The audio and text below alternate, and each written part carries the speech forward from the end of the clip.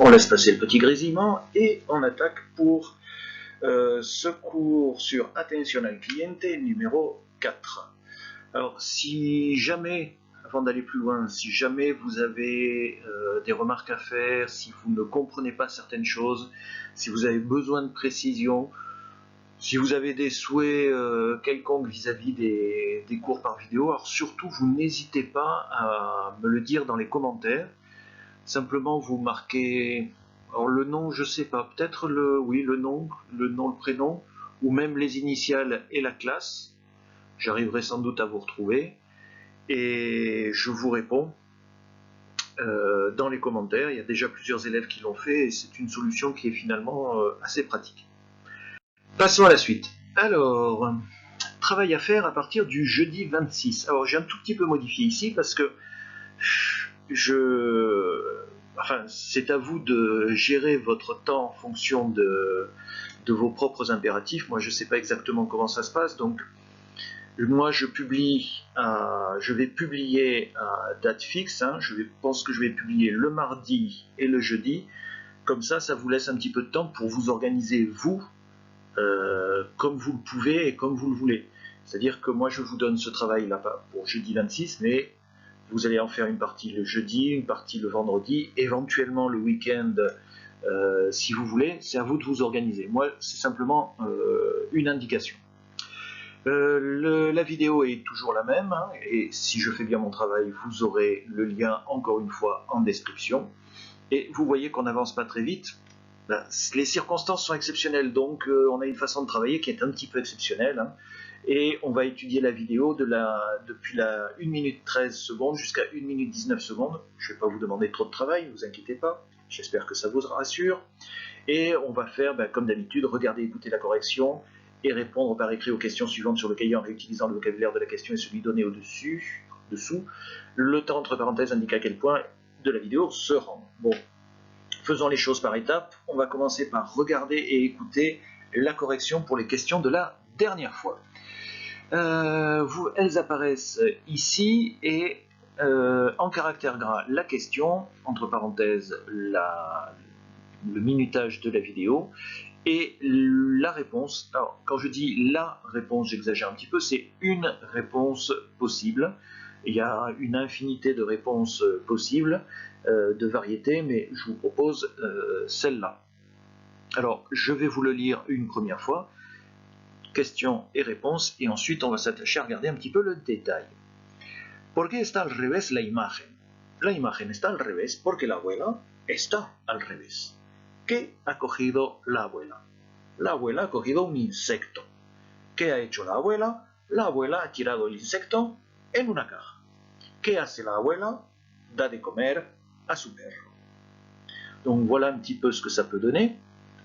Et maintenant, si on regarde un petit peu le détail, vous pouvez voir que dans les questions, j'ai mis en rouge et souligné tous les éléments que vous pouvez réutiliser dans la réponse. Le gros avantage d'avoir des questions, c'est que vous avez du vocabulaire, des verbes qui sont déjà conjugués, ce qui peut être extrêmement pratique, etc. etc. Alors, ce n'est pas toujours le cas. Si vous regardez les deux dernières questions, vous pouvez remarquer que vous n'avez pu réutiliser que le sujet, c'est-à-dire la abuela, et que le verbe lui-même ne peut pas être réutilisé puisque la réponse va remplacer ce verbe par un autre verbe. Donc c'est là le petit inconvénient. Dès que vous entendez le verbe hacer, faire, au présent, dernière question, au passé composé, avant-dernière question, vous savez que vous n'allez pas pouvoir réutiliser ça dans la réponse. Alors ensuite, on va regarder la réponse, la première réponse, la imagen está al revés porque la abuela está al revés. Bon, il y a des répétitions, on est en 5e, c'est pas très grave, l'essentiel c'est que votre phrase, votre réponse soit correcte. À la limite, vous auriez pu répondre uniquement porque la abuela está al revés, ce qui évitait une répétition, mais la phrase n'est pas tout à fait complète. Alors il y aurait eu des manières de rendre la chose plus élégante, mais encore une fois, pour l'instant on est en 5e, on fait des phrases parfois un peu lourdes, mais on va essayer de faire en sorte qu'elles soient justes. Alors si on regarde depuis le début de la phrase, j'ai mis en orange la terminaison de la imagen, parce que beaucoup d'élèves ont des difficultés de prononciation à cet endroit-là. Notamment, ils ne prononcent pas le N qui se trouve à la fin et la lettre G n'est pas prononcée correctement. Imagen. Ensuite, j'ai mis en vert le A de esta, tout simplement parce qu'il ne faut pas oublier l'accent. Si vous oubliez l'accent à cet endroit-là, je me ferai un plaisir de vous compter une faute, parce que je suis méchant. J'ai mis en orange ensuite dans cette phrase-là porque, qui veut dire parce que, ou bien car, et vous pouvez remarquer que ça s'écrit en un seul mot et sans accent. Revenez à la question, porque está al revés la imagen, et vous avez apparemment la même chose, mais en fait non. Porque au début de la question est écrit en deux mots, et que porte un accent. Et là ça veut dire pourquoi. Donc vous voyez qu'ici on a de nouveau un problème d'orthographe. Si vous rajoutez un accent, si vous oubliez un accent, si vous coupez le mot, si vous ne le coupez pas, eh bien, vous changez son sens. Donc l'image est à l'envers parce que la grand-mère est à l'envers. En fait, on voit l'image à travers les yeux de la grand-mère qui est en train de chercher l'insecte.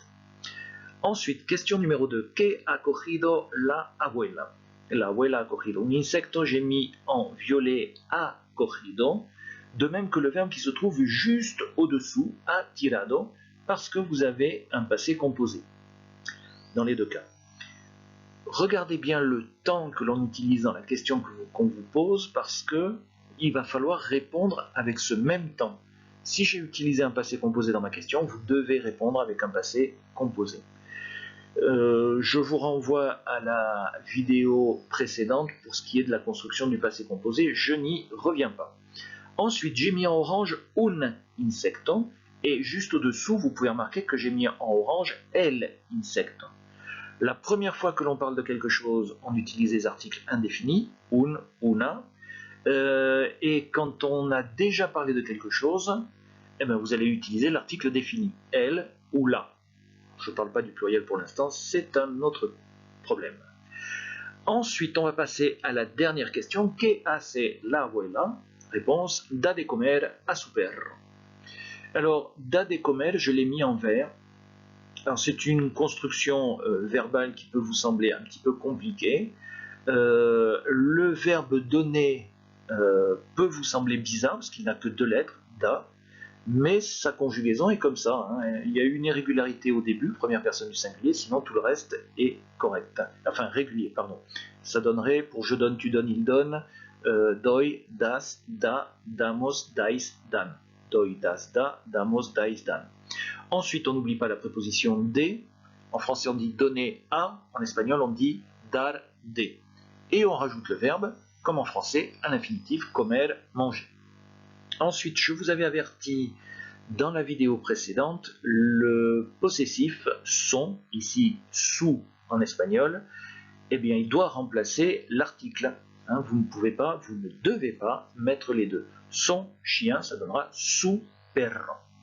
Et j'ai mis en bleu le principal problème de prononciation pour des francophones qui est le R espagnol, R. Alors je vous rappelle que pour le prononcer, disons que prononcez un L silencieusement et vous laissez votre langue à l'endroit où vous avez prononcé le L. Et là, ça, il faudrait arriver à faire vibrer la langue à cet endroit-là. Donc vous pouvez vous y entraîner avec le mot perro, pour que ça ait l'air bien agressif, perro, en avertissant vos familles, bien entendu, qu'elles ne s'inquiètent pas de votre santé mentale. Ensuite, vous allez ensuite vous entraîner à la lecture. C'est pas très lisible, hein, j'aurais dû le faire d'une autre couleur. Vous allez vous entraîner à la lecture et pour ça vous allez utiliser bien sûr Google Traduction ou alors Reverso Traduction.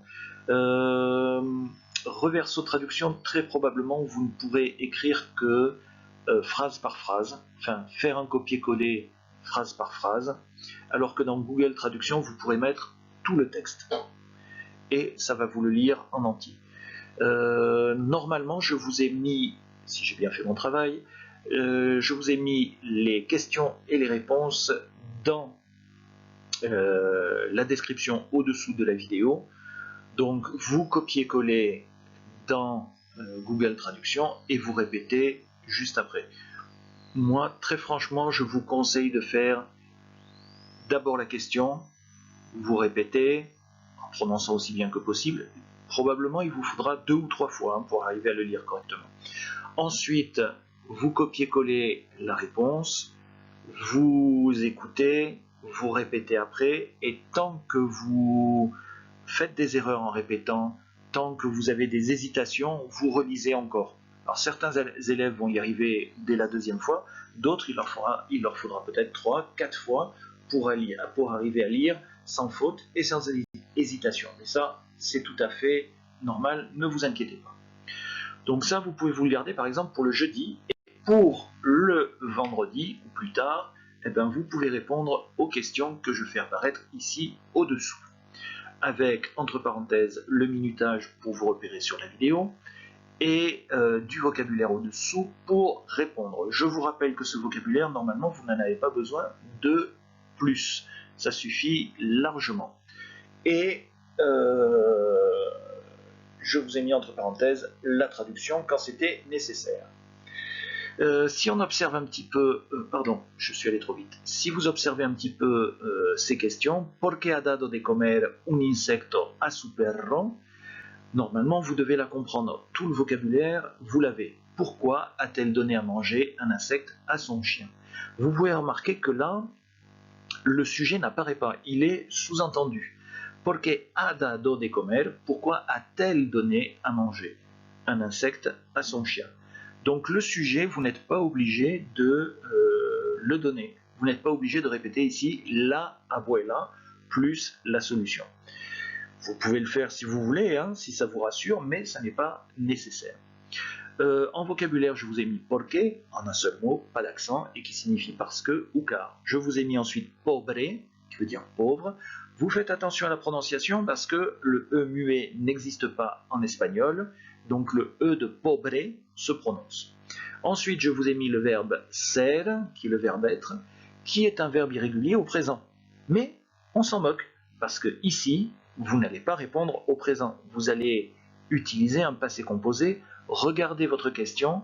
Le verbe est au passé composé, ha dado. Donc le verbe ser, vous allez le conjuguer au passé composé, qui sera tout à fait régulier.